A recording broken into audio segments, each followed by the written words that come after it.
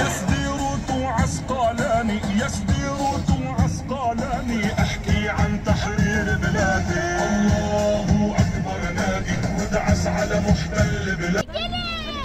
Gelin Gazze'deki çocuklar için yanıyorlar.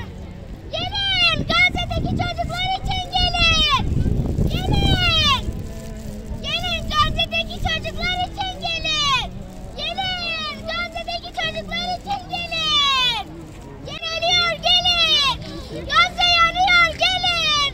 Gazze yanıyor gelin. Gazze'deki çocuklar yanıyor. Gazze'deki çocuklar yanıyor gelin. Gazze yanıyor gelin. Gelin. Baba arabaya gel.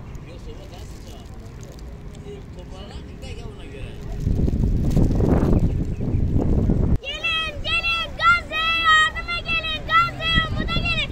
Gazze yanıyor. Gazze'deki çocuklar yanıyor. Gazze'ye umuda gelin. Gazze'ye yardıma gelin. Bismillahirrahmanirrahim.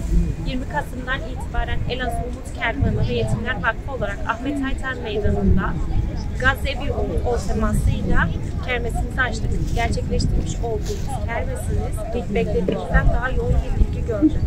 Ümmetin ortak bilinci olan Gazze bu kermesi bizi tekrar birleştirdi.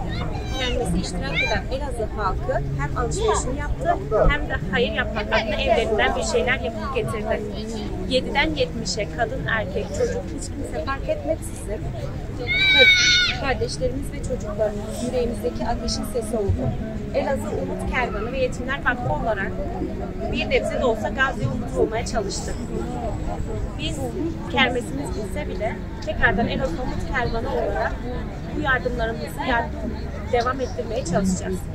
Elazığ Umut Kervanı ve Yetimler Vakfı olarak hem çalışanlarımıza hem de gönüllü olan halkımıza teşekkür ediyoruz ve Allah katında bu yaptığımız yardımların kabul olmasını niyaz ediyoruz.